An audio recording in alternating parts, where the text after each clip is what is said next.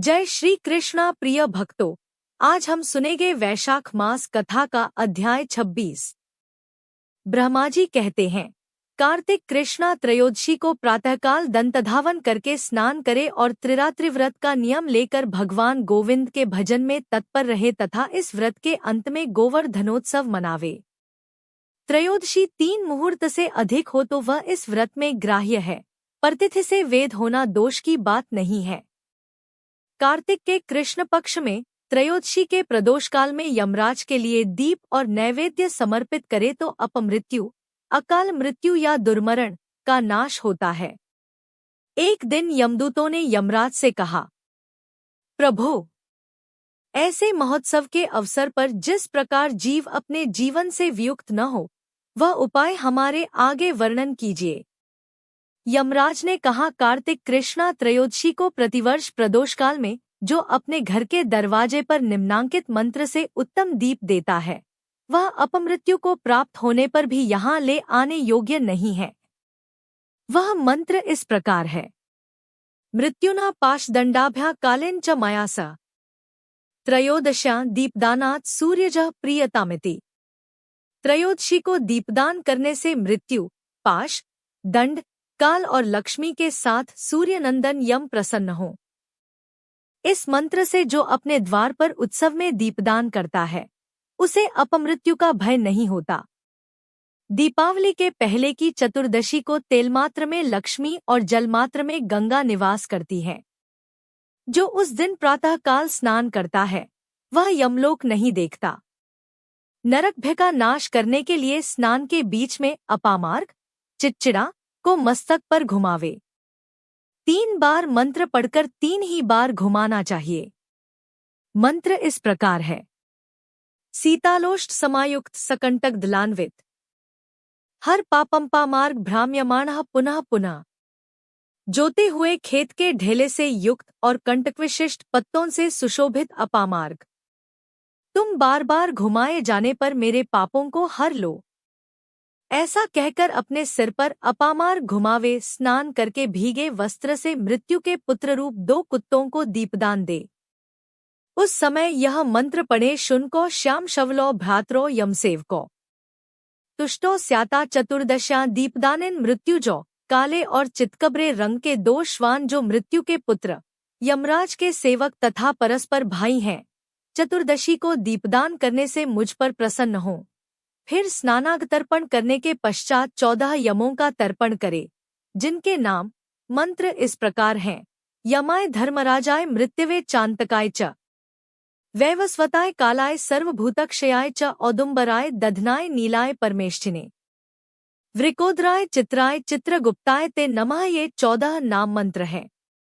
इनमें से प्रत्येक के अंत में नमः पद जोड़कर बोले और एक एक मंत्र को 3-3 बार कहकर तिल मिश्रित जल की 3-3 अंजलियां दे।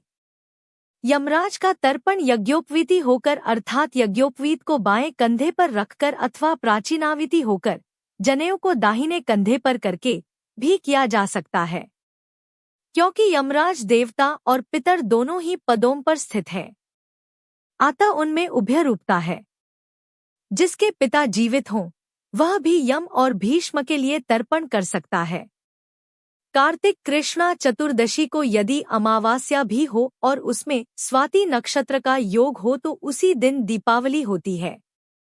उस दिन से आरंभ करके 3 दिनों तक दीपोत्सव करना चाहिए, क्योंकि एक समय राजा बलि ने भगवान से यह वर मांगा था कि मैंने छद्म से वामन रूप धारण करने वाले आपको भूमिदान दी है और आपने उसे 3 दिनों में 3 पगों द्वारा नाप लिया है, अतः आज से लेकर 3 दिनों तक प्रतिवर्ष पृथ्वी पर मेरा राज्य रहे।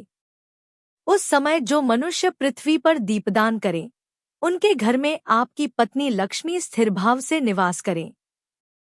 दैत्यराज बलि को भगवान विष्णु ने चतुर्दशी से लेकर 3 दिनों तक का राज्य दिया है, इसलिए इन 3 दिनों में यहाँ सर्वथा महोत्सव करना चाहिए। चतुर्दशी की रात्रि में देवी महारात्रि का प्रादुर्भाव हुआ है, अतः शक्ति पूजापरायण पुरुषों को चतुर्दशी का उत्सव अवश्य करना चाहिए। भगवान सूर्य के तुला राशि में स्थित होने पर चतुर्दशी और अमावस्या की संध्या के समय मनुष्य हाथ में उल्का लेकर पितरों को मार्ग प्रदर्शन करावें।